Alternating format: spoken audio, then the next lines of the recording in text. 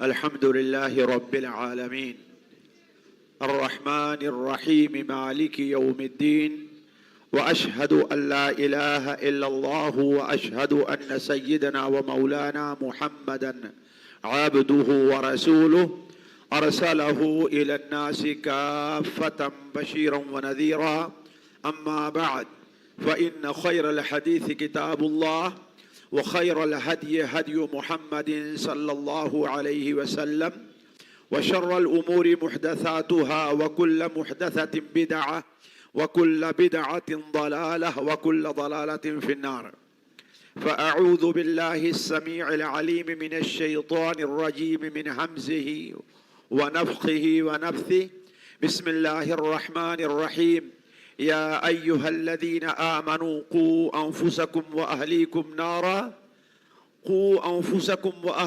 نارا وقودها الناس والحجارة عليها ملائكة غلاظ شداد لا يعصون الله ما أمرهم ويفعلون ما يؤمرون. سبحانك لا علم لنا إلا ما علمتنا إنك أنت العليم الحكيم. رب اشرح لي صدري ويسر لي أمري واحلل عقدة من لساني يفقه قولي گرامی قدر صدر اجلاس، اسٹیج پر موجود علماء کرام اور قومی تنظیموں کے ذمہ دار حضرات، محترم حاضرین اور پیاری بہنوں، السلام علیکم ورحمۃ اللہ وبرکاتہ. ایسا لگ رہا ہے کہ آپ لوگ سو رہے ہیں. السلام علیکم ورحمۃ اللہ وبرکاتہ. ماشاء اللہ ماشاء اللہ. ساتھیوں، موضوع سے متعلق قیمتی گفتگویں ہو چکی ہیں اور میں سمجھتا ہوں کہ ہر شخص تک اس کانفرنس کا یا اس اجلاس کا جو مقصد ہے وہ ہر شخص تک پہنچ گیا ہوگا. لیکن چونکہ میرا بھی یہاں پر نام ہے اور مجھے بھی مقررین میں رکھا گیا ہے، اس لیے میں چند باتیں اپنے بھائیوں کے سامنے رکھنا چاہتا ہوں. میری گفتگو کے 4 پہلو ہیں. پہلی بات، میں قوم کے سرکردہ حضرات سے کہنا چاہتا ہوں. دوسری بات، والدین کی ذمہ داری. تیسری بات، بچیوں سے، لڑکیوں سے مختصر خطاب. اور آخری بات، اگر اس درمیان میں نہ آ سکیں تو بعد تاریخی شواہدات. یہ 4 باتیں مجھے آپ کے سامنے رکھنی ہیں.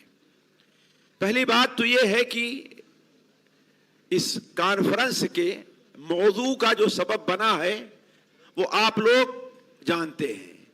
یہ کانفرنس کیوں منعقد کی جا رہی ہے وہ بتانے کی بات نہیں ہے، ہم میں کا ہر شخص جانتا ہے.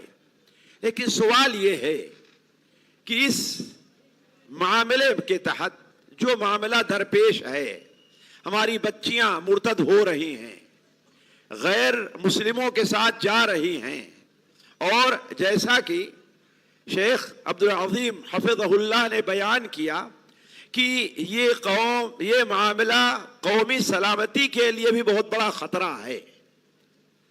تو سوال یہ ہے کہ کیا اس کے اسباب میں ایک بہت بڑا سبب یہ نہیں ہے کہ آج ہماری مسلمانوں، خصوصاً اہل سنت، جو لوگ اہل سنت ہیں اور جو لوگ اہل سنت میں شمار ہو رہے ہیں، آیا ان کے سرکردہ حضرات کی کچھ ذمہ داری ہے کہ نہیں؟ صرف اسٹیج پر علماء کو بلا لینا، مجمع اکٹھا کر لینا، یہ ایک ذریعہ ہے، یہ ایک اچھی چیز ہے، لیکن کیا ہماری ذمہ داری یہیں پر ختم ہو گئی؟ نہیں. ہماری ذمہ داری یہ ہے کہ جو بہت بڑا سبب ہے ہماری بچیوں کی بے راہ روی کا، ایک بہت بڑا سبب یہ اسکول اور کالج اور یونیورسٹی کی تعلیم ہے. خوش تو ہیں ہم بھی جوانوں کی ترقی پہ، مگر لب خندہ سے نکل جاتی ہے فریاد بھی ساتھ. ہم تو سمجھے تھے کہ لائے گی فراغت تعلیم، کیا خبر تھی کہ چلا آئے گا الحاد بھی ساتھ. ہماری تعلیم کے ہمارے جو مراکز ہیں وہاں سے ڈاکٹر ضرور نکلتے ہیں، چاہے لڑکوں کی شکل میں یا لڑکیوں کی، لیکن اسلامی اور مسلمان ڈاکٹر نہیں نکلتا. انجینئر ضرور پیدا ہوتے ہیں لیکن مسلمان اور اسلامی انجینئر کم اور نادر پیدا ہوتے ہیں. ایسے دوسرے معاملات کو لیجئے. وجہ اس کی کیا ہے؟ اس لیے کہ وہ سارا کا سارا نظام تعلیم ایک دہریہ، گویا کی دہریت طرف لوگوں کو لے جاتا ہے ہمارے طلبہ کو. تو ان ہمارے طلبہ کی حفاظت کے لیے ہم نے کیا کیا ہے؟ کوئی یونیورسٹی ہم نے بنائی؟ ہم اپنی بچیوں اور ماؤں کی عزت کی حفاظت کے لیے کوئی ہم نے اہل سنت و جماعت ان لوگوں کا کوئی ہاسپٹل بنایا جس میں خالص اسلام کے طریقے پر تعلیم دی جاتی ہو اور وہاں پر علاج کیا جاتا ہو؟ کیا ہم نے کیا؟ دوسری جتنی تنظیمیں ہیں آپ دیکھ لیجئے.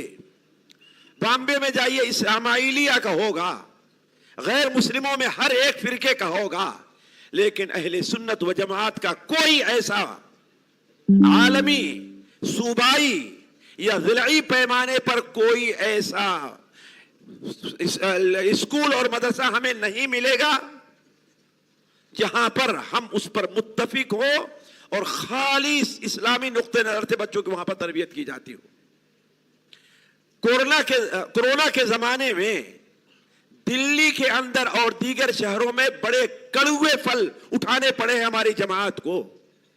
ہمارے بعض اسکالرز ہیں، موت اور زندگی کا مالک اللہ تعالیٰ ہے، لیکن دنیا کے اصول کے لحاظ سے اگر وقت پر ان کو علاج مل جاتا تو شاید ان کی جان بچ جاتی، لیکن نہیں ہوا.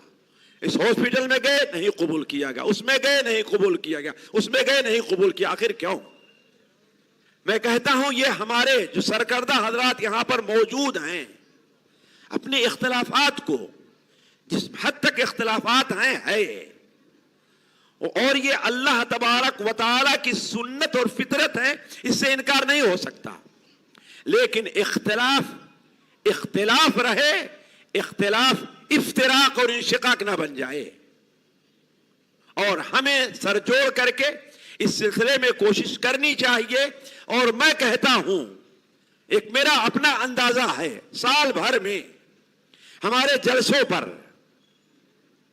ہمارے اجلاسات میں اور جو دوسری قسم کے ہمارے جو ہے وہ اس قسم کے جو اجلاسات منعقد کیے جاتے ہیں، چاہے عید میلاد النبی کے نام پر ہے، عرس کے نام پر ہے، جلسہ کسی بھی نام پر ہے، اور ہماری شادیوں میں جو خرچ ہوتا ہے اگر سال بھر کا میں سمجھتا ہوں اگر اسے اکٹھا کر لیا جائے تو ہمارے خیال سے ایک یونیورسٹی قائم ہو سکتی ہے ہماری جائے. آخر اس بارے میں سوچتے کیوں نہیں؟ صرف قوم کا رونا رونے سے مسئلے کا حل نہیں نکلے گا. عملی قدم اٹھانے کی ضرورت ہے، اس سلسلے میں آگے بڑھنے کی ضرورت ہے. ہماری یونیورسٹی ہونی چاہیے، ہمارا کالج ہونا چاہیے. میں اس کی ایک مثال دوں. ایک دنیا کے بڑے اسکالر نے ایک مثال دی ہے کہ مثال کے طور پر اللہ تبارک و تعالی نے تمام چیزیں جو بنائی ہیں ان میں کچھ نہ کچھ خاصیت رکھی ہے. مثال کے طور پر ہر چیز کی یہ خاصیت ہے کہ جب ٹھنڈا ہوتا ہے تو سکڑ جاتا ہے. آپ جتنے ٹھنڈے ہوں گے اتنے مختصر جگہ میں آپ بیٹھیں گے. لیکن پانی میں اللہ تعالیٰ نے یہ خاصیت رکھی ہے کہ جب ٹھنڈا ہوتا ہے تو وہ پھیلتا ہے. اسی لیے اوپر کا پانی پہلے جمتا ہے اور نیچے کا پانی بعد میں جمتا ہے.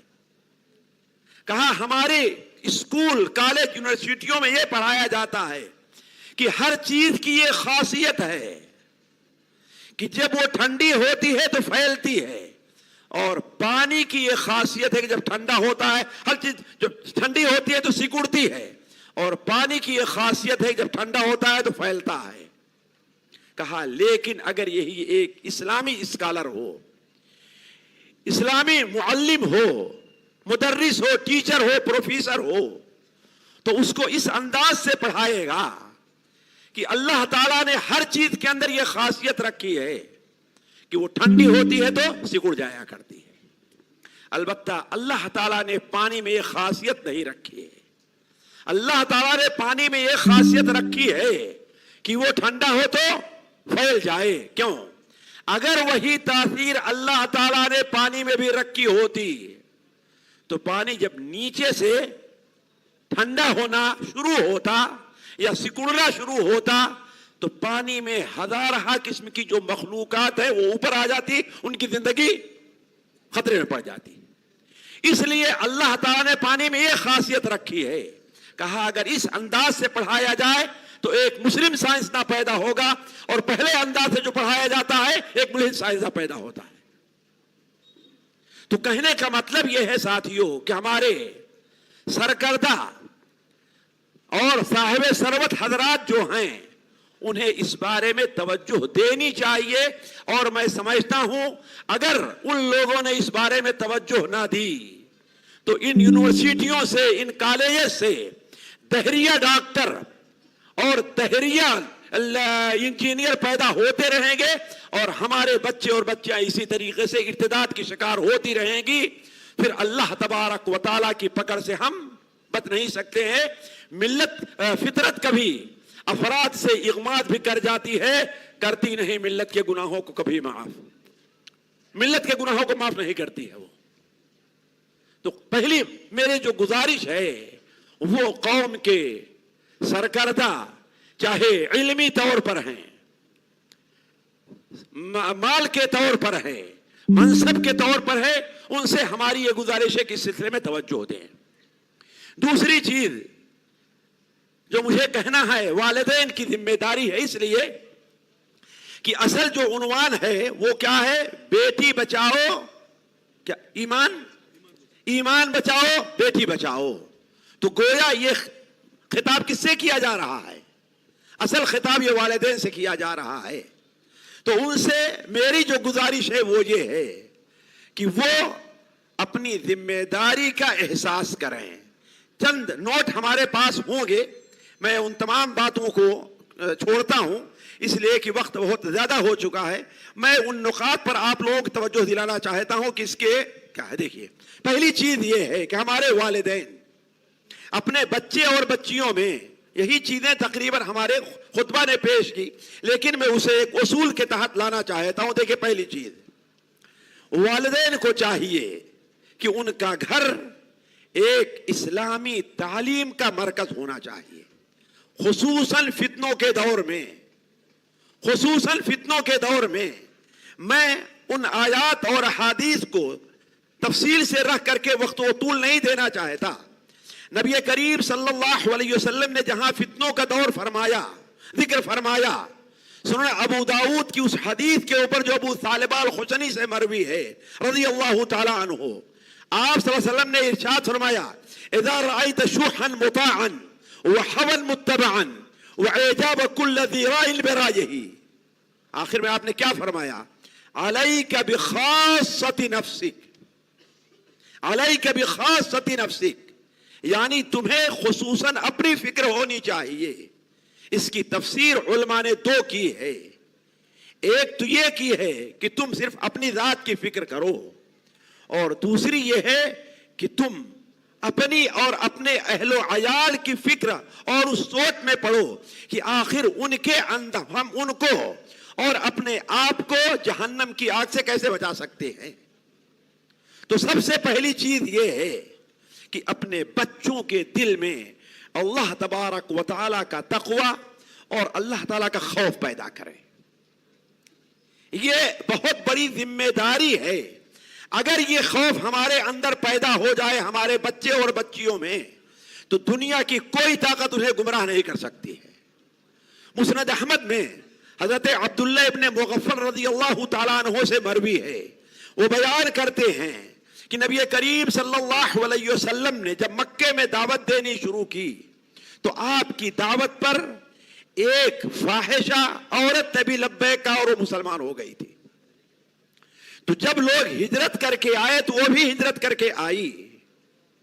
زمانے جاہلیت میں کسی سے اس کے خاص تعلقات تھے تو ایک بار دونوں کسی گلی میں یا گلی کے نکڑ پر دونوں کا آمنا سامنا ہو گیا تو اس دونوں کے درمیان شیطان کود پڑا ہے. ابھی جیسا کہ ابھی شیخ کہہ رہے تھے کہ یہ ایک حد ہے, اسے توڑنا نہیں چاہیے, خصوصاً خلوت کی حد. جیسا کہتے عمر ابن عبدالعزیز نے حضرت سلیمان حضرت احمد سے کہا کہ دیکھو تم لا تخلون بامرأۃ ولو قلت ان تعلمها القرآن, تم کسی عورت سے خلوت میں نہ ملو, خواہ تم یہ کہو ہم اسے قرآن سکھا رہے ہیں, نہیں ہونا چاہیے. تو جب تنہائی میں ملے شیطان درمیان میں کود پڑا اور وہ مرد آگے بڑھ کر کے اس عورت کو بوسہ لینا چاہا. اس عورت نے کہا ماں ماں ماں. اسلام آ گیا, جاہلیت کا دور ختم ہو چکا ہے. اسلام آ گیا, جاہلیت کا دور ختم ہو گیا. فإن اللہ عز وجل قد ذهب بالشرک, یہ شرکیہ کام ہے. اب اس کی گنجائش مسلمان ہونے کے بعد نہیں رہ جاتی ہے. چنانچہ اس کی اس نصیحت کے اوپر وہ جوان پیچھے مڑا جا رہا ہے اور مڑ کر کے دیکھتا جا رہا ہے, مڑ کر کے اس عورت کو دیکھتا جا رہا ہے. شاید وہ یہ دیکھ رہا ہوگا کہ یہ جگہ کتنی ملعون ہے کہ اس جگہ میں پر ہم سے گناہ کا ارادہ ہم نے کیا ہے. تھوڑی دور جاتا ہے اسی انداز میں کہ ایک دیوار سے اس کو ٹھوکر لگی اور اس کے پیشانی پر زخم آ گیا, خون بہنے لگا. اور وہاں سے سیدھے وہ نبی کریم صلی اللہ علیہ وسلم کے پاس آتا ہے اور آپ صلی اللہ علیہ وسلم کو اس کی خبر دی تو آپ نے فرمایا اللہ تبارک و تعالیٰ نے تمہارے ساتھ خیر کا ارادہ کیا کہ تمہارے گناہ سے تمہیں دنیا ہی کے اندر دے دی. لیکن سوال یہ ہے, اس عورت اور یہ مرد دونوں اس گناہ کے کام سے کیوں رک گئے ہیں؟ اس لیے کہ اللہ تعالیٰ کا خوف اور تقوی تھا. عمر الاشقر حضرات جانتے ہیں, بہت بڑے عالم ہیں. ساتھیوں دیکھیے یہ جو تحریک ہمارے آپ کے درمیان چل رہی ہے, لڑکیوں کو ان کے گھروں سے نکالنے اور ان کو بے حیا بنانے اور ان کو برباد کرنے کی کوئی نئی تحقیق, یہ کوئی نئی تحریک نہیں ہے. یہ آج سے سالہ سال پہلے سے چل رہی ہے اور عرب دنیا کے اندر بڑے زوردار انداز میں اس چیز کو اپنایا گیا ہے اور اس چیز کو نافذ کیا گیا ہے. ترکیہ میں تو یہاں تک صورتحال تھی, مصطفیٰ کمال پاشا اللہ ما یستحق کے اس کے زمانے میں کہ اگر کوئی عورت اپنے سر پر دوپٹہ لے کر کے چلتی تو اس کی سزا قتل تھی, اسے قتل کر دیا جاتا. تو یہ کوئی نئی بات نہیں ہے, یہ فتنہ ہے جس فتنے سے ہمیں اور آپ کو لڑنا نپٹنا ہے. تو وہاں پر کسی عرب میں نام نہیں لوں گا, کسی عربی اسکول میں ایک لڑکی جو مشکل سے 8-9 سال کی تھی, وہ لڑکی اسکول جاتی ہے. اسکول کی ٹیچر نے بلکہ پرنسپل نے, جو عورت تھی, اس نے کہا دیکھو یہ جو لمبا چوڑا لباس پہن کر کے آئی ہے اسے کل پہن کر کے نہ آنا, بلکہ جو اسکول ڈریس ہے یعنی جو آدھی ران تک رہتا ہے وہ پہن کر کے آنا, ورنہ تمہیں اسکول میں داخلہ نہیں ملے گا. گھر گئی, اس نے اپنی امی سے کہا, میں یہ کہہ رہا ہوں کہ والدین اگر سوچ لے اپنے بچوں کی تربیت کے لیے, اس نے اپنی امی سے کہا امی آج مدیرہ نے پرنسپل نے ہم سے یہ کہا ہے. کہا بیٹی لیکن مدیرہ نے تو یہ کہا ہے, لیکن آپ کا رب آپ کا اللہ جو ہے یہ نہیں کہتا آپ کو, آپ کا اللہ کہتا ہے کہ وہی لباس پہن کر کے جاؤ. لڑکی نہ چاہتے ہوئے بھی وہی لباس پہن کر کے گئی اسکول میں.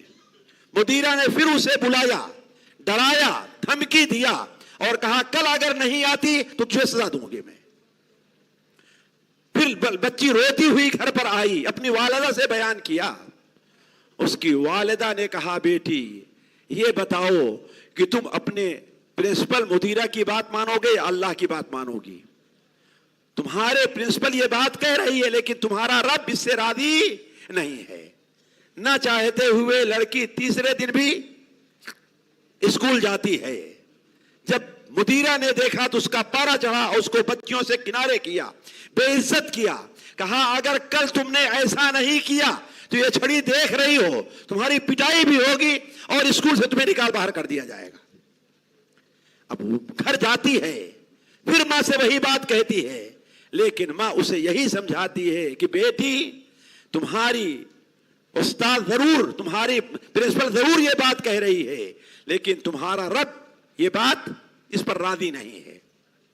نہ چاہتے ہوئے بھی بیٹی تیسرے یا چوتھے دن جب اسکول گئی اور مدیرہ نے اسے دیکھتے ہوئے فوراً نکالا اور چھڑی اٹھائی اور مارنے کے لیے جب کہا تو اس بچی کہتی ہے کہ پتہ نہیں میں آپ کی بات مانوں کہ اس کی بات, ان کی بات مانوں, پتہ نہیں, میں سمجھ نہیں پا رہی ہوں کہ میں آپ کی بات مانوں یا اس کی بات مانوں. اس نے کہا کس کی بات کر رہی ہے تو؟ کہتی اللہ کی بات کر رہی ہوں میں. لڑکی کی زبان سے یہ الفاظ نکلنے تھے کہ پرنسپل کے ہاتھ سے چھڑی گر گئی کہ کس کا نام لے لیا اس نے, اور اس نے فوراً اس کی والدہ کو بلایا اور کہا کہ آج آپ کی بیٹی نے مجھے وہ نصیحت کی ہے کہ آج سے پہلے مجھے یہ نصیحت کسی نے نہیں کی تھی.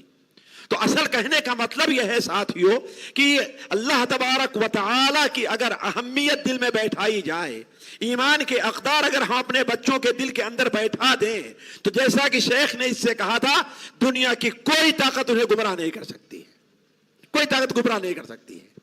دوسری بات ساتھیوں, اچھی اور شرعی تربیت کریں ان کی, اپنے بچوں کی.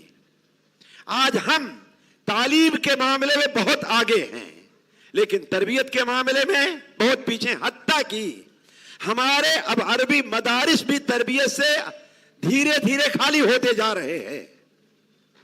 اللہ کے رسول صلی اللہ علیہ وسلم کی ذمہ داری صرف تعلیم نہیں تھی, آپ کو صرف معلم بنا کر اللہ نے نہیں بھیجا تھا. سورہ جمعہ کے اندر, سورہ آل عمران میں, سورہ بقرہ میں نبی کریم صلی اللہ علیہ وسلم کا فرائض منصبی 4 بیان کیا گیا ہے کہ 4 کاموں کے لیے آپ کو بھیجا جا رہا ہے. جی یہ قرآن کی شہادت ہے. هو الذی بعث فی الامیین رسولا منہم یتلو علیہم آیاتہ ویزکیہم ویعلمہم الکتاب والحکمہ. یہ 4 فرض منصبی ہے کس کا؟ نبی کریم صلی اللہ علیہ وسلم کا. پہلی چیز کیا ہے؟ کتاب اللہ کی تلاوت, قرآن پڑھا دینا, قرآن سکھا دینا. تلاوت اچھی کرنے لگے, لیکن معاملہ اسی پر ختم نہیں ہو جاتا کہ جب لوگوں نے پڑھا دیا ہے.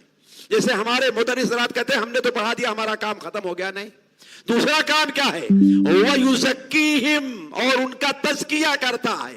تزکیہ کیا چیز ہے ساتھیوں؟ کیا چیز ہے تزکیہ؟ 2 الفاظ مجھ سے سن لیجئے, نیک کام کا عادی بنانا اور برے کام سے دور رکھنا ان کو. یہ تزکیہ اصل ہے. یہ 2 چیزیں بنیادی ہے تزکیہ کے بارے میں. تو گویا اللہ کے رسول صلی اللہ علیہ وسلم صرف پڑھاتے نہیں تھے بلکہ تربیت بھی کیا کرتے تھے. تو ضروری یہ ہے کہ ہمارے والدین اپنے بچوں کی تربیت بھی کریں, یعنی انہیں عبادت کا پابند بنائیں, انہیں صحیح عقیدہ سکھلائیں, اللہ اور اس کے رسول کی اہمیت کیا ہے, اللہ اور اس کے رسول کی محبت کیا ہے ان کے دل میں بیٹھائیں. اور اسی طریقے سے ایک اور چیز جو آج ہمارے مربین سے چھوٹی ہوئی ہے وہ یہ ہے کہ ان کے درمیان عقیدے ولا اور برا. قرآن مجید میں توحید کے بعد جتنا زور عقیدے ولا اور برا پر دیا گیا ہے اتنا زور کسی اور چیز پر نہیں دیا گیا. لیکن بدقسمتی سے آج ہمارے ہاں پڑھے لکھے لوگ بھی اس عقیدے, اس نام کو سن کر کہتے ہیں یہ کیا چیز ہے, عقیدے ولا اور برا کیا چیز ہے؟ کیا چیز ہے عقیدے ولا اور برا؟ یعنی ایک مومن, اس کی محبت, اس کا رہنا, اس کا اٹھنا, اس کا بیٹھنا, اس کی تمام تر خواہشات, نیک خواہشات اللہ اور اس کے رسول اور مومنین کے ساتھ ہونا چاہیے. اس کی جدائی, اس کے بغض, اس سے نفرت, اس کی دوری ساری کی ساری کس سے ہو؟ غیر اللہ سے. اور یہ دین کے بنیادی اصول میں ہے. وَلَقَدْ بَعَثْنَا فِي كُلِّ أُمَّةٍ رَسُولًا أَنِ اعْبُدُوا اللَّهَ وَاجْتَنِبُوا الطَّاغُوتَ اللَّهُ وَلِيُّ الَّذِينَ آمَنُوا يُخْرِجُهُم مِّنَ الظُّلُمَاتِ إِلَى النُّورِ وَالَّذِينَ كَفَرُوا أَوْلِيَاؤُهُمُ الطَّاغُوتُ يُخْرِجُونَهُم مِّنَ النُّورِ إِلَى الظُّلُمَاتِ. تو ہم اپنے بچے اور بچیوں، تفصیل میں جانے کا وقت نہیں ہے ساتھیوں، ہم اپنے بچے اور بچیوں کو عقیدے ولا موالات اور معادات یہ ایک مومن سمجھے. مثال کے طور پر اس دنیا میں اگر کوئی شخص اپنے والد کے دشمن، اپنے والد کو گالی دینے والے، اپنے والد کو برا کہنے والے آدمی کے ساتھ دوستی رکھے تو آپ اس کو کیا کہیں گے؟ کیا کہیں گے آپ اس کو؟ آپ کے والد کے ساتھ کی مخالفت، حتیٰ کہ اگر آپ کا سگا بھائی ہی کیوں نہیں ہے، اگر آپ کے والد کی مخالفت کرتا ہے، ان سے عداوت رکھتا ہے، تو آپ اس سے اپنا تعلق رکھیں گے؟ تو اللہ تعالیٰ اور اللہ کے رسول آپ کے والد سے بھی بڑے نہیں ہیں. اللہ تعالیٰ کا باغی ایک مومن کا دوست بن جائے، ایک مومن اس سے محبت کرے، اور اس سے محبت کا معاملہ یہاں تک پہنچ جائے کہ اپنے دین، اپنے والد، اپنے والدہ، اپنے خاندان کو چھوڑ کر کے الگ ہو جائے. یہ کیسے ہو سکتا ہے؟ تو یہ بات کیوں پیدا ہوئی؟ اس لیے کہ ہم نے اپنے بچے اور بچیوں کو ولا اور برا کا عقیدہ ان کے دل کے اندر ہم نے پیوست نہیں کیا ہے. جیسے شیخ ام سلیم رضی اللہ کو واقعہ بیان کر رہے تھے، شیخ نے بڑے اختصار کے ساتھ بیان کیے تھے، ایک وقت نہیں تھا. حضرت ابو طلحہ نے کیا کہا تھا؟ میں تمہیں وہ کچھ دوں گا جو دنیا میں کوئی کسی کو نہیں دے سکتا، تمہیں کوئی نہیں دے گا. کہا آپ مجھے کیا دیں گے؟ کہا تمہارا گھر سونے اور چاندی سے بھر دوں گا. الصفراء والبیضاء، تمہارا گھر سونے اور چاندی سے بھر دوں گا. حضرت ام سلیم نے کیا کہا؟ اور ابو طلحہ مدینہ منورہ کے مالدار، خاص طور پر کھجور کے باغات ان کے جتنے تھے، کسی اور صحابی کے اتنے کھجور کے باغات نہیں تھے. اور انہی باغات میں سے ایک باغ باغ بیروحہ تھا، جسے انہوں نے اللہ کے راستے میں وقف کر دیا تھا. جب یہ آیت نازل ہوئی لن تنالوا البر حتى تنفقوا مما تحبون، لیکن حضرت ام سلیم نے کیا کہا؟ ہمیں سونا اور چاندی نہیں چاہیے، ہمیں ڈگری نہیں چاہیے، ہمیں اعلیٰ نوکری نہیں چاہیے، ہمیں کیا چاہیے؟ کہا پھر کیا چاہتی ہو؟ کہا آپ مسلمان ہو جائیں، میں آپ سے مہر تک نہیں طلب کرتی ہوں، سونا اور چاندی چھوڑ دیجئے، آپ سے مہر بھی نہیں مانگوں گی، آپ کا اسلام لانا ہی میرا کیا ہوگا؟ جی یہ میری مہر ہو جائے گی. تو کہنے کا مطلب یہ ہے ساتھیوں کہ ہم اپنے بچے اور بچیوں کے دل میں اسلام کی صحیح تربیت کریں، عقیدے کا انہیں پابند بنائیں، عبادات کا پابند بنائیں، اور انہیں پردے کا حکم دے اپنے بچے اور بچیوں کو، جیسا کہ معاملہ آگے تک ہے. اس کے ساتھ ساتھ اسلامی اخلاق کی تعلیم دے اپنے بچے اور بچیوں کو. صرف اسلامی عبادات، اسلام ساتھیوں 4 چیزوں کا نام ہے، اور یہ بڑی کوتاہی ہمارے یہاں پائی جاتی ہے. ایک شخص ہے نماز نہیں پڑھے گا، جھوٹ بولے گا، دھوکہ دے گا، لوگوں کی زمین ہڑپ کیے ہوئے ہوگا، لیکن کہے گا ہم موحد ہیں، ہم تو جنت میں جائیں گے ہی. یہ دھوکہ ہے شیطان کی طرف سے. کوئی موحد بے نمازی نہیں ہوتا، کوئی موحد جھوٹا نہیں ہوتا، کوئی موحد جھوٹ نہیں بولتا ساتھیوں. اس لیے کہ اسلام، اللہ تعالیٰ کیا فرماتا ہے؟ ادخلوا فی السلم کافہ، اسلام میں پورے کے پورے داخل ہو جاؤ. ولا تتبعوا خطوات الشیطان، شیطان کی جو چالیں ہیں، شیطان کی جو راہیں ہیں، اس راہ پر نہ چل پڑو تم لوگ. تو اسلام 4 چیزوں کا نام ہے ساتھیوں. عقیدہ ہے جس کو سب سے زیادہ اہمیت ہے، عبادات ہیں، معاملات ہیں، اور اخلاقیات ہیں. یہ 4 چیزیں ہیں. اسی لیے آپ صلی اللہ علیہ وسلم ارشاد کیا فرمایا کہ بعثت لأتمم مکارم الاخلاق، میری بعثت اس لیے ہوئی ہے کہ اچھی اخلاق کی تکمیل کر دوں. انہی اچھے اخلاق میں عورتوں کے لیے حیا کی بھی تربیت ہے، جیسا کہ شیخ بیان کر رہے تھے. اور حیا اسلام میں معمولی چیز نہیں ہے. صرف ایک حدیث کے اوپر آپ غور کر لیں جو سنن ابن ماجہ میں صحیح سند کے ساتھ مروی ہے کہ نبی کریم صلی اللہ علیہ وسلم نے ارشاد فرمایا لکل دین خلق، ہر دین میں ایک اخلاق کو بڑی اہمیت حاصل ہے. وخلق الاسلام الحیا، اسلام کا سب سے عمدہ اخلاق کیا ہے؟ حیا ہے. اسی لیے جب حیا گئی تو دین بھی چلا جاتا ہے انسان کا. تو اسلامی اخلاق اور اقدار کی بھی اپنے بچوں کو تعلیم دیں. اسی طریقے سے مسلمان لڑکے اور لڑکیاں جو ہیں ان کا مقام کیا ہے یہ انہیں یاد دلائیں کہ اللہ نے انہیں کس لیے بنایا ہے، اللہ نے انہیں کیا مقام رکھا ہے. اسلام مسلمان ہونے کی حالت میں اگر وہ ان کے جسم سے ایک قطرہ خون بھی نکلتا ہے، اور قطرہ خون تو بہت دور کی بات ہے، اگر اسے کوئی ہم اور فکر لاحق ہوتی ہے تو اللہ تعالیٰ اس پر بھی انہیں ثواب اور اجر دیتا ہے. قطرہ خون تو بہت دور کی بات ہے، فکر لاحق ہوئی، ایک جوڑا ہے میاں بیوی کا، 1 سال ہوئے، 2 سال ہوئے، 3 سال ہوئے شادی کے اور اولاد نہیں ہو رہی ہے، تو فکر ہوگی کہ فکر نہیں ہوگی؟ غم ہوتا ہی نہیں ہوتا ہے. تو اس غم کو یہ نہ سمجھیں کہ بیکار جا رہا ہے، اس غم کے اوپر بھی اللہ تعالیٰ انہیں اجر دے رہا ہے. صحیح بخاری کی حدیث ہے، میں تفصیل میں نہیں جانا چاہتا. تو ایک مومن کا اللہ نے کیا مقام رکھا ہے ذرا سوچیں. نبی کریم صلی اللہ علیہ وسلم کی اس حدیث کو دیکھیں، ساری دنیا تباہ اور برباد ہو جائے اللہ تعالیٰ کو یہ گوارا ہے، لیکن ایک مومن ایک مومن کا قتل اللہ کو گوارا نہیں ہے. آپ صلی اللہ علیہ وسلم نے ارشاد فرمایا اگر ایک مومن کے قتل میں ساری دنیا کے لوگ شریک ہو جائیں تو اللہ تعالیٰ ساری دنیا کے لوگوں کو عذاب دے گا. حضرت عبداللہ ابن عمر رضی اللہ تعالیٰ عنہ خانہ کعبہ کا طواف کر رہے ہیں.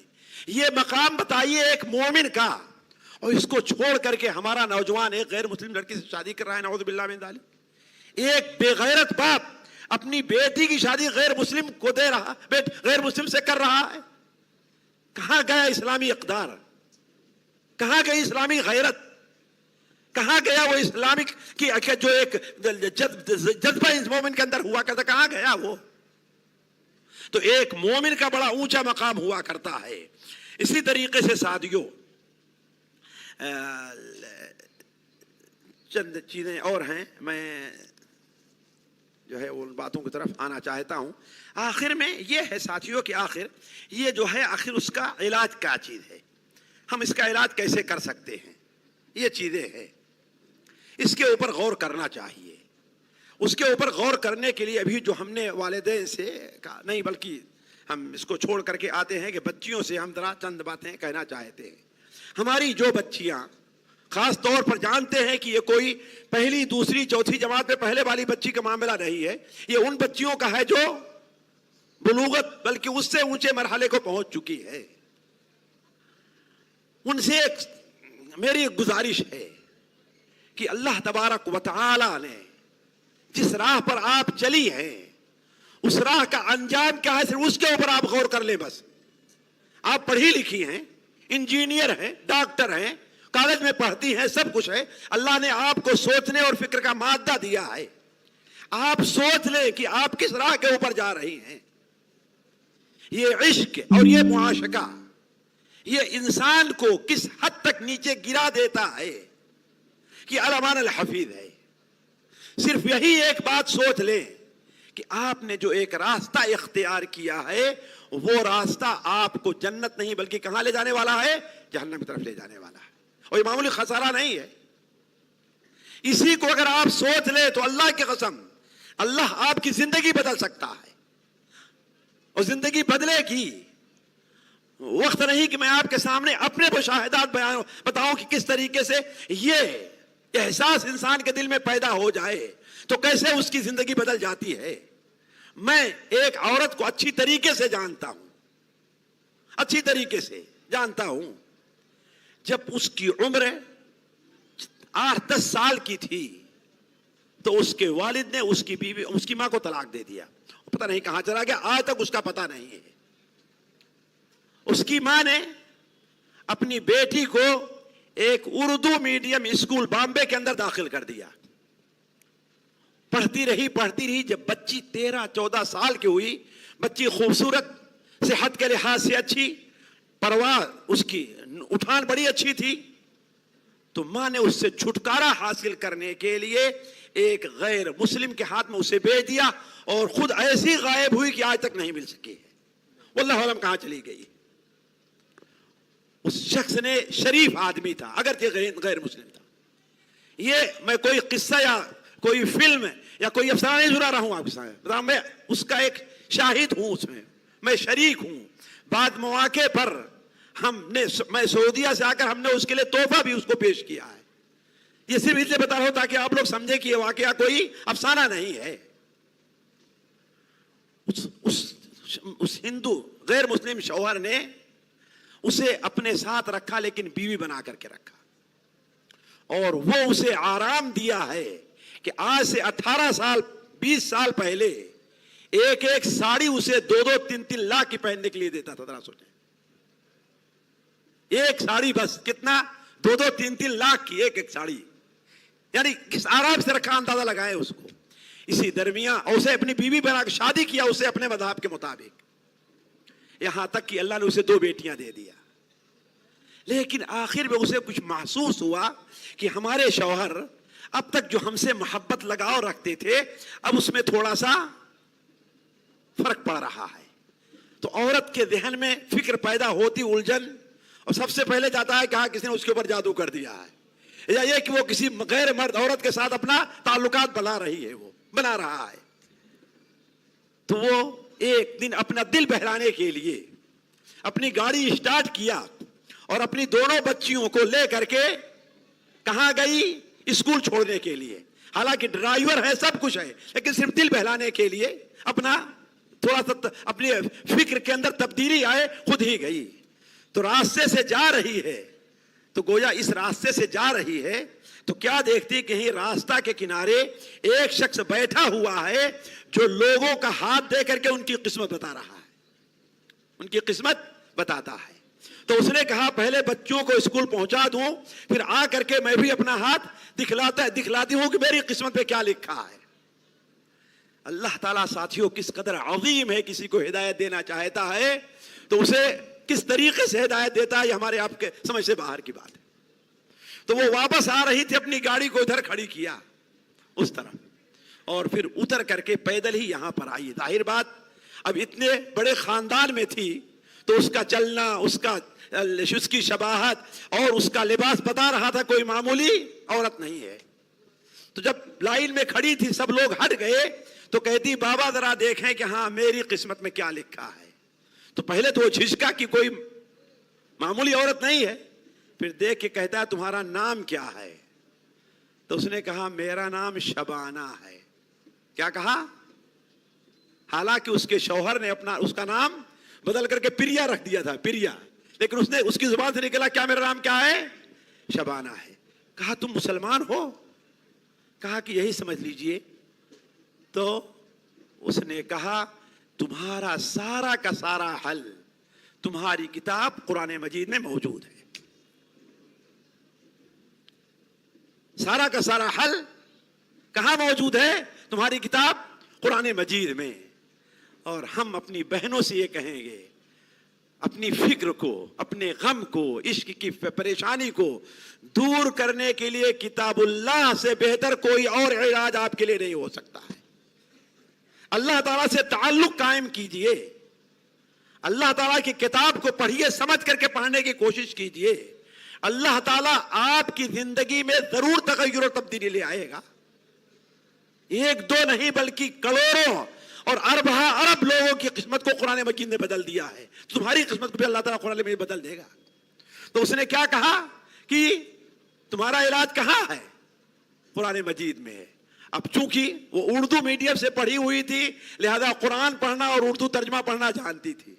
گھر پر آئی, ڈرائیور کو پیسے دیا اور کہا جاؤ محمد علی روڈ سے وہاں سے ایک قرآن مجید ترجمے والا لے کر کے آؤ. تو لے کر کے آیا. اب وہ اس کو چھپا کر کے اپنے شوہر سے پڑھنے لگی. پڑھتے پڑھتے شاید واللہ عالم میں یہ نہیں پوچھ سکا اس سے, اس آیت پر پہنچی کہ ولا تنکحوا المشرکین ولا تنکحوا المشرکات حتی یؤمنن. مشرکہ عورتوں سے شادی نہ کرو یہاں تک کہ وہ ایمان لے آئیں, اور مشرک مردوں کو اپنی بیٹیاں نہ دو یہاں تک کہ وہ. تو اس نے سوچا کہ اس کا مطلب ہے کہ میں تو اب غلط راستے پر تھی, گناہ کا کام کر رہی تھی. لہذا اس نے اپنے شوہر سے دوری اختیار کرنا شروع کر لیا. دوری اختیار کرنا یہاں تک کہ بستر الگ اور یہ اور وہ, حتیٰ کہ گھر سے بھی نکل کر کے. اب مشکل یہ ہے کہ جائے تو کہاں جائے. اس کے کچھ خاندان والے تھے, کوکن کے علاقے کی تھی, تو دور سے اس کو پتا چلا کہ ہماری ماں نہیں, ہمارے باپ نہیں. تو خاندان والوں کے بارے میں, چونکہ ماں جب بھاگی ہے تو ہوش حواس والی سمجھتی تھی ہمارا خاندان کون ہے, تو ان کو اپنا خوب پیسہ دیتے تھے, خوب اس کے ساتھ لوگ آو بھگت کیا کرتے تھے.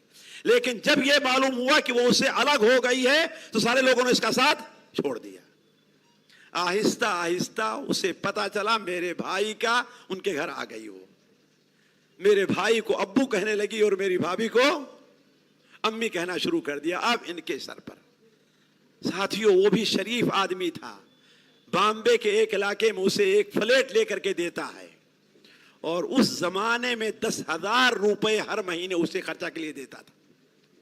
بیمار ہو ڈرائیور بھیجے جا کر کے علاج, سمجھاتا تھا لیکن وہ ماننے کے لیے تیار نہیں. کہے کہ اب آپ میرے لیے جائز نہیں ہے, آپ میرے لیے جائز نہیں ہیں. علی کل حال قصہ مختصر یہ کہ وہ راتوں کو برابر بارہا سوتے ہوئے اٹھ کر کے بیٹھ جاتی اور کہتی اے رب تو اس مظلوم عورت کو کب تک آزمائے گا, آخر اس کی آزمائش کا دور کب ختم ہونے والا ہے.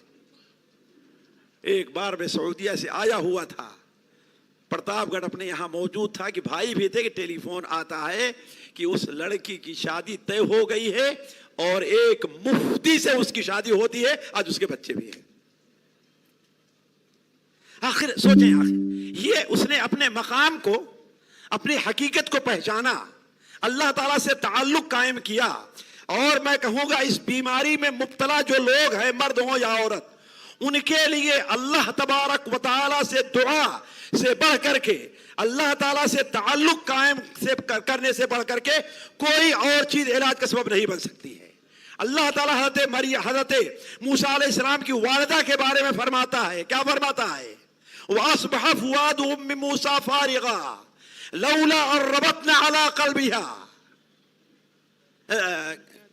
إِن كَانَتْ لَتُبْدِي بِهِ لَوْلَا أَن رَّبَطْنَا عَلَىٰ قَلْبِهَا. ہم نے موسیٰ علیہ السلام ان کی ماں کے موسیٰ فارغہ, موسیٰ علیہ السلام کی والدہ کا دل بالکل فارغ, خالی ہو گئے. خالی ہونے کیا مطلب ہے؟ اب ان کے دل میں صرف موسیٰ علیہ السلام اور کوئی چیز نہیں, انہی کی فکر ہے, انہی کے بارے میں سوچتی ہے. شیطان آ کر کے ان سے کہتا ہوگا کہ تو بھی کتنی بیوقوف عورت ہے کہ اپنے ہاتھ سے اپنے بچے کو سمندر میں ڈال دی. تیرے پاس رہتا, سمندر میں گیا کہیں جانور کھا لے گا, کوئی مچھلی اسے نگل جائے گی. اگر تیرے پاس ہوتا لوگ آتے اسے قتل کرتے, کم سے کم تو اپنے ہاتھ سے دفنا اور نہلا تو سکتی تھی اس کو. آج تو اس کا کوئی خبر نہیں ہے. اللہ تعالیٰ کیا فرماتا ہے؟ ان کادت لتبدی بھی, اتنی پریشان ہوئی کہ کوئی راستہ نکل نہیں رہا تھا, حتیٰ قریب تھا کہ لوگوں کے سامنے بتا دیتی کہ جو سمندر میں تیرتا ہوا بچہ پکڑا گیا وہ میرا ہی بچہ ہے. لیکن اللہ کیا فرماتا ہے, ذرا غور کریں, لولا ان ربطنا علی قلبها, اگر ہم نے ان کے دل کو مضبوط نہ رکھا ہوتا تو گویا کی اللہ تبارک و تعالیٰ ہی دلوں کا مالک اور دلوں کے اوپر اللہ تعالیٰ کی حکومت ہے. اگر اللہ تعالیٰ کی طرف رجوع کریں, اللہ تعالیٰ سے دعا کریں, اللہ تبارک و تعالیٰ ہی سے اس سلسلے میں مدد مانگے تو اللہ تبارک و تعالیٰ یقیناً ہمارے بچے اور بچیوں کا مسئلے کا حل کرنے والا ہے. ساتھیوں, میں ایک اور آخری بات کہہ کر کے میں اپنی باتوں کو ختم کرتا ہوں. والدین کو چاہیے اور یہ بہت اہم چیز ہے، آج یہ چیز ہمارے یہاں سے مفقود نظر آ رہی ہے۔ اپنے گھر کو ایک مدرسہ اور تعلیم گاہ بنائیں، اپنے گھروں میں ہفتہ واری تعلیم کا اہتمام کیا جائے، جہاں خصوصاً سیرت النبی صلی اللہ علیہ وسلم اور بالاخص مکی دور کی جو سیرت ہے اس کے اوپر توجہ دلائیں، کبھی کبھی علماء کو بلا کر کے، اس لیے کہ آپ دیکھیں کہ ہم اپنے بچپن میں بہت کچھ ہم نے کہاں سے سیکھا ہے، بچوں سے علماء آتے تھے، مولوی حضرات آ رہے ہیں، گھر کے اندر بیٹھتے تھے، نیک باتیں۔ آج کل تو سب سے بڑی مصیبت یہ ہے کہ ہمارے یہ دعات حضرات بھی، صدر حضرات بھی مولوی صاحب کو بلائیں گے تو ہوٹل میں ٹھہرائیں گے، ہے کہ نہیں ہے؟ اور مولوی بھی ہوٹل سے نیچے راضی نہیں ہوتا ہے۔ ہمارے سلف کا یہ طریقہ نہیں رہا ہے، کسی کے گھر میں رہتے تھے، ہے کہ نہیں ہے؟ بچوں کی اس طرح نیک باتیں تربیت ہوا کرتی تھی، یہ ایک بہترین ذریعہ تھا علم حاصل کرنے کا اور تربیت کا۔ آج ہم کیونکہ ترقی یافتہ، ہم نے بھی ترقی کر لی ہے، لہذا ہوٹل اور 5 اسٹار ہوٹل میں ٹھہراؤ ہو، یہ طریقہ ہمارے سلف کا نہیں رہا ہے۔ تو ہم چاہیے کہ ہم اپنے گھر کو ایک تعلیم گاہ بنائیں۔ اگر ہم نے اپنے گھر کو ایک تعلیم گاہ، ہم نے اس لیے کہ بعض عربی ممالک جہاں پر بڑی سختی آئی ہے، ہم نے وہاں کے لوگوں کو سیکھا ہے ساتھیوں، بلکہ عربی ممالک کو چھوڑ دیجئے، آپ رشیا کی وہ ولایتیں، وہ صوبے جو آزاد ہوئے ہیں، وہاں کے اگر حالات کو آپ پڑھیں تو آپ کے رونگٹے کھڑے ہو جائیں گے۔ 1424 میں شیخ صاحب 1424 میں دبئی کے اندر ایک قرآن کی تلاوت، تجوید اور حفظ کا مقابلہ ہوا ہے۔ اس میں اول نمبر پر کون آیا ہے شیخ؟ ہندوستان کا کوئی طالب علم نہیں، سعودیہ کا کوئی طالب علم نہیں، پاکستان کا نہیں، کہاں کا؟ رشیا کا۔ کہاں کا؟ رشیا کا۔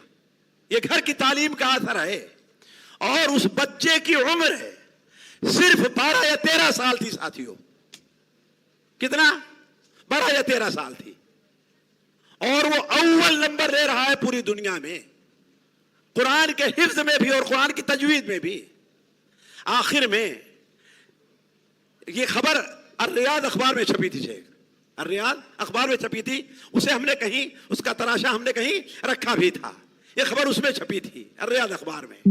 جب نامہ نگار اس سے مقابلہ کے لیے گئے، ظاہر بات اس سے مقابلے کے لیے آئیں گے، مقابلے کے لیے گئے تو کہا تم نے اتنا اچھے انداز میں قرآن مجید کو کیسے حفظ کیا، اور وہ بھی کہاں؟ رشیا میں، جہاں اگر قرآن مجید کا نسخہ کسی کو مل جائے تو اس کی سزا قتل تھی۔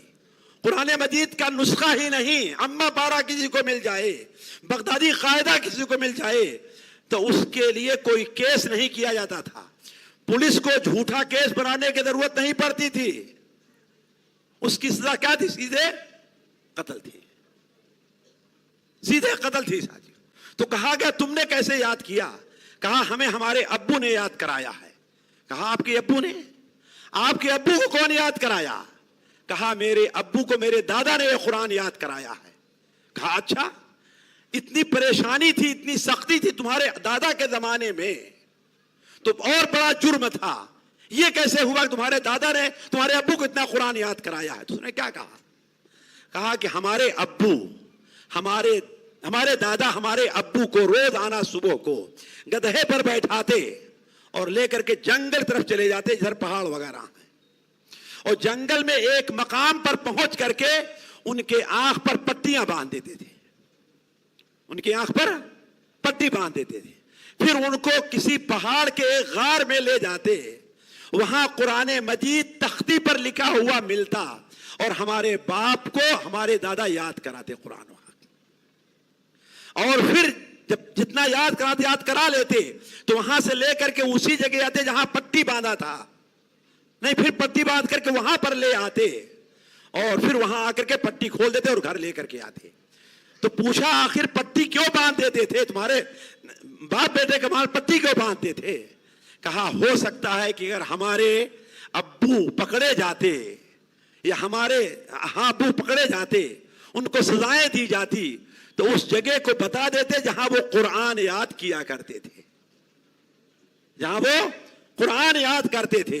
اور صرف ہمارے ابو نہیں، اس علاقے کے کتنے لوگ ہیں جو اپنے بچوں کو ایسی جگہوں میں لے جا کر قرآن یاد کراتے تھے. اس لیے ہمارے ابو کے آنکھوں پر پٹی باندھ دیا کرتے تھے. تو ساتھیوں کہنے کا مطلب یہ ہے کہ ہمارا گھر جو ہونا چاہیے ایک مدرسہ ہونا چاہیے, ایک تربیت گاہ. ماں کو یہ عادت بنا لینی چاہیے خصوصاً ہر نماز کے وقت اٹھانے کے لیے اپنے فجر کی نماز نہ پڑھے جب تک کہ وہ بچے جو 8 سال کے ہو گئے ہیں ان کو خود نماز کے لیے نہ اٹھائے, اس کے بعد اپنا نماز پڑھنا شروع کرے. اگر نہیں کرتی ہے, اسی لیے میں کہتا ہوں محبت کو تربیت پر غالب نہیں کرنا چاہیے, تربیت کو محبت پر غالب کر دینا چاہیے.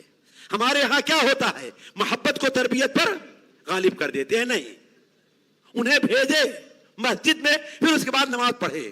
اور جب بچے گھر سے نکلنے لگے, ہاں بیٹا نکلنے سے پہلے گھر سے نکلنے کی دعا پڑھ لینا, تو گھر سے نکلنے کی دعا پڑھ لینا. اس طریقے سے اپنے گھر کو تربیت گاہ بنائیں. علی کل حال ساتھیوں بات بہت ہو گئی. اللہ تعالیٰ سے دعا ہے کہ اللہ تعالیٰ ہمارے اور آپ کی اس کوشش کو, ہمارے جن ذمہ داروں نے جمعیت اہل حدیث گلبرگہ نے جو اس سلسلے میں کوشش کی, اللہ تعالیٰ اسے قبول فرمائے اور اسے فائدہ مند بنائے.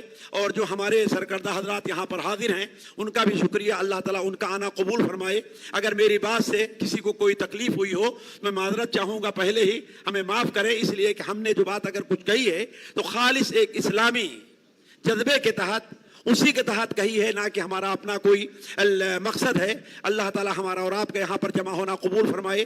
یہاں جمع ہونے کی برکت سے اللہ تعالی ہمارے آپ کے گناہوں کو معاف فرما دے. اللہ تعالی مسلمان نوجوان نسل کی حفاظت فرمائے, ان کے دل کے اندر ایمان کی محبت ڈال دے. اللہ تبارک و تعالی انہیں ایمان کے اوپر جینے اور ایمان کے اوپر مرنے کی توفیق عطا فرمائے. سبحانک اللہم و بحمدک اشہد ان لا الہ الا انت استغفرک و اتوب الیک. حضرات السلام